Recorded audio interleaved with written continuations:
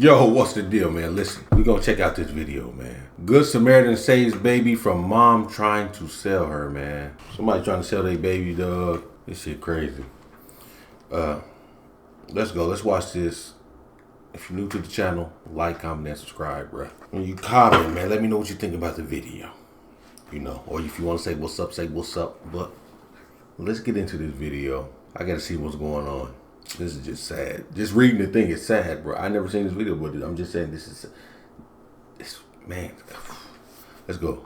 Well, she said, if you give me $500 right now, you can have. I said, have what? She said, have her. And she put her down in the leaves. What? No, I would never sell my child. And she said, no, I don't need help. I just don't want the bastard. My child is my life. I never, ever hurt my baby. And I'm like, is she crazy? In March 2024, a woman walks into a police station with an 18-month-old girl and a shocking claim. The child's mother tried to sell her own baby, and when that didn't work, abandoned her entirely. But what sounds like an open and shut case takes a twisted turn when the mother accuses the woman of orchestrating a plot to steal her baby. The following report is based on official police records, and most of the footage has never been seen before Look like until she now. on drugs and everything On the afternoon else. of March 5th, 2024, a woman comes into the Palatka, Florida Police Department with an 18-month-old baby on her shoulder and an extraordinary story. Gonna bring her some clothes, diapers over, but we didn't. I was gonna wipe her off, but we didn't want to wipe her off in case she had to take pictures of her because she's okay. Don't cry, sweetie. Because she don't deserve it. I'll come. Go in there and I'll come sit with you. Well, I'll come sit with you. All right. I called DCF to John, and he is on. He's gonna be calling me back. Thank you so much for doing this. I know that this is way outside of what I'm a mom first. I understand.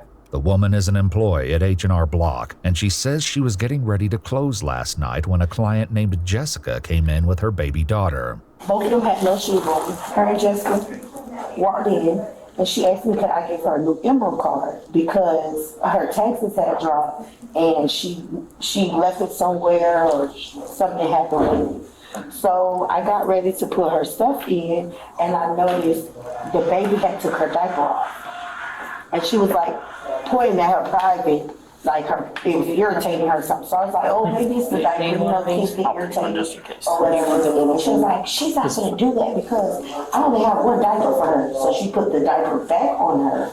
And it wouldn't, you know how the sticky side of the diaper, it wouldn't stick no more. So she like hit her. And was like, you just stupid, you shouldn't did that. And I was like, what? So I called the police. She says she waited until police arrived and then went home for the night, unaware that her involvement with this woman was far from over. This morning I came 7 a.m. The mom, Jessica, was laying on the AC unit. And she was in a Dollar General's buggy. And it was drizzling. She was asleep and the baby was in there hollering. Well, I said, do you need help? Like, do you need me to call DCF so they can help you? See, bro, that's why people shouldn't have kids. Certain people don't need kids, bro. Her daughter out the top part and slammed her in the bottom part. The woman says that Jessica left at that point. Not long after, someone at a nearby restaurant calls the police to complain about a woman and her baby walking around asking for food. The responding officer finds Jessica inside, annoyed that someone reported her. Because they were worried about the baby. Because she's throwing a tantrum. No, well, more they wanted to make sure the baby was okay and that you were okay. I'm fine. I'm trying to find emergency housing. So what's the situation? What are you going through right now? I'm going through a lot. Like as far as housing, why are you looking for emergency housing? Because I had a boyfriend who used to beat the out of me and I don't want it around my kid. Okay. If you can please help me in any way. Well, okay, so I've got our victim's advocate coming out. She's gonna talk to you. She's gonna bring some stuff for the baby. Where? She'll be coming over here. You know, just because the baby cries doesn't mean that they're in trouble. No. I'm sure you have kids. Sad, bro. I do. This shit's sad, bro. This shit's sad, dog. No baby ain't asked for no shit like this, man. And you got people out here doing this, man. Drugs or whatever the case may be, bro. Some people shouldn't be having kids, man. Now you got to put this baby through this to torture the baby. You know what I mean? Then they're going to take the baby And the baby gonna be placed in foster care. You don't know what's gonna happen to the baby in foster care. The baby might have a better life in foster care than being adopted than with her mother. May be the case. But if you're a caring parent and care about your kids, that would never be the case. Because when they take them off in foster care, you don't know what's going on over there. You don't know what's going on. There's many cases I heard people talk about being sexually, mistreated in foster care. All that stuff, man. Abused physically. Man, come on, bro. This shit's stupid, man. And this baby 18 months, this shit's crazy, dog. Stepdaughter. I can't even believe this. Is that rescue for my child? No. They're going to a different call. The victim's advocate arrives with her assistants, but Jessica is wary of their motives. No, y'all making me feel threatened. Oh, no, okay. This is the victim's advocate that told you I had come. No, y'all really making me feel threatened. I got 4 y'all. No, we have a bunch of stuff for you and the baby. Jessica settles enough to accept the help these women have brought for her, but she doesn't let her guard down entirely. It's just right now, I'm needing a place to stay. She thinks y'all are probably trying to take her away from her. No, I'm not taking her away from mommy. But Jessica does wind up separated from her daughter, and according to the woman at the police station, it happened later that day. She came back to our job. At this point, she's yelling at the customers in there to give her money. I said, ma'am, you gotta leave. You have to leave now. She said, oh, I'm not leaving. And then she took her in the bathroom. When she left out there, I called the police. And she literally pushed the buggy in the road and laughed about it. And then hurry up and grabbed it. And I'm like, is she crazy? She says that although she gave the officer details about Jessica's behavior, she was told that it would come down to her word against the mother's, but it wouldn't be long before Jessica would return yet again, and this time she would come with a shocking offer. She came back. I see her walking back towards our job, and she said, come here, because I trust you, come here. So I'm like, oh my God. I asked 2 of my coworkers to walk out with me because I don't know what's in somebody's mind. And as I walked over there, she said, if you give me $500 right now, you can have it. I said, have what? She said, have her. And she put her down in the leaves. And I said, are you serious? At this time, the baby got up and she was getting ready to walk in the road. And I grabbed the baby and I picked her up and I said, I'm not giving you no money. She said, well, just have her because it's just too much for me. The woman's account nearly defies belief, but when the police speak to Jessica a couple of days later, they hear a story that could turn the entire case upside down. I went and filed my taxes at H&R Block. While I was there, one of the members of my church filed my taxes for me. She asked me if she could keep my daughter overnight. She said she wanted to buy her some clothes. She know I just got out of an abusive marriage, and I'm trying to get back on my feet. And this was Monday or Tuesday? No, she's only been gone for 2 days. Only 2 days. Okay. Well, today is Thursday, so that would have make it, what, Tuesday night? Tuesday night. You tell me like approximately what time? About 7. 7 o'clock? Yeah. 7 p.m.? Yeah, 7 p.m. Okay. Jessica says that although she was reluctant at first, she ultimately agreed to hand her daughter over for the night. I allowed her to take Gigi. And about an hour after that, I got a knock at the door from the police saying that I was banned from H&R Block. So I sent a text message, and I said, if you not produce my child, I'm going to call the police. What's this worker that you go to church with? What's her name? Her name's Crystal, but she's the black girl with the pink hair. Jessica paints herself as a caring mother who was tricked into Show that text message. Show that text message. giving up her baby, which is a far cry from the story police heard at the station. I said, do you need help?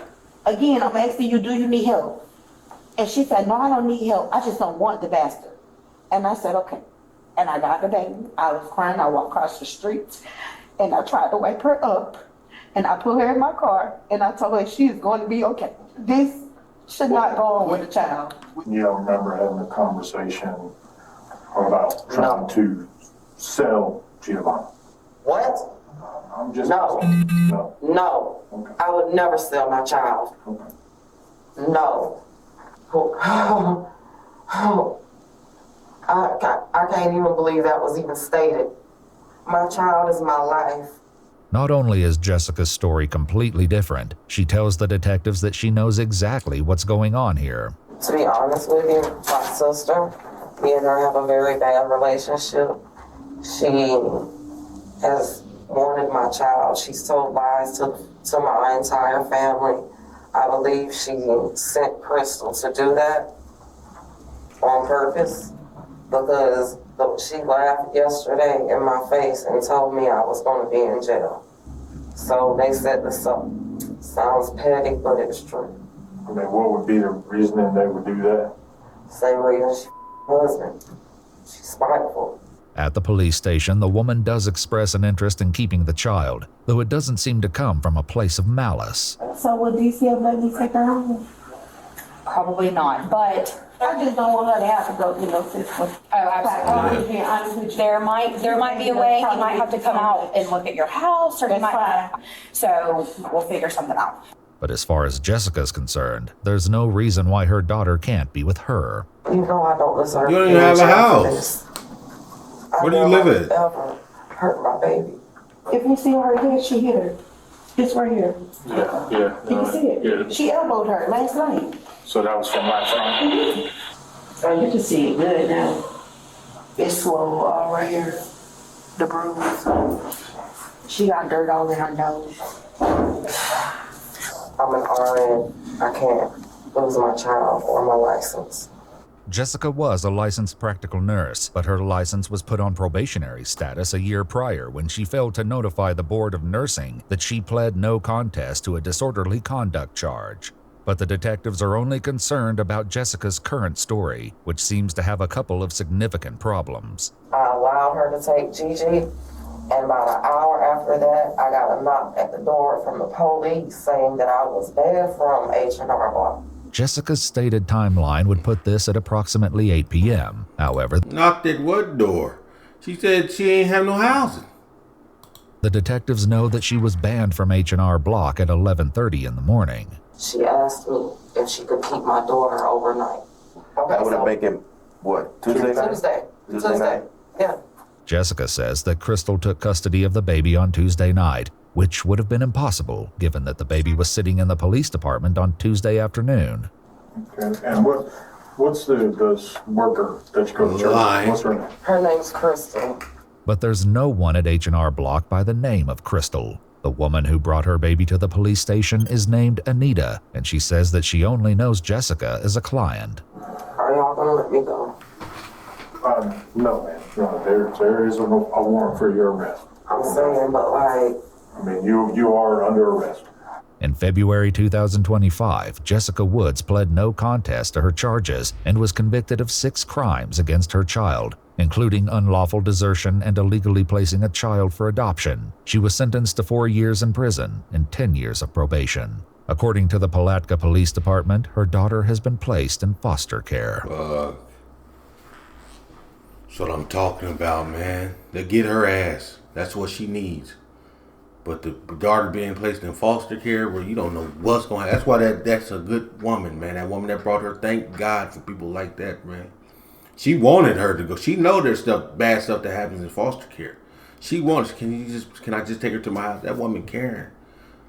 And if, she probably would have took her to her house. But, she would have gotten in trouble if she didn't, report the situation and all. Man, bro, that's crazy, bro. Oh, this thing hurt my heart, dog. I can't stand this shit, man. You don't do nothing to no child, bro. A child? A child, for real? People like this, man, don't need kids. They don't need to be around. Like, bro, come on. And that's what was Jessica's upbringing. You know what I mean? Like, this is, man, it's sad, dog. Sad. And I hope nothing happens to that little girl. I pray nothing happens to that little girl, man. All the people who's going through these type of things with their kids, man, listen. Think about your kids first, not you. Once you have kids, you got to think about them first. Simple and plain. Let me know what y'all thought about this video. I'll see y'all in the next one.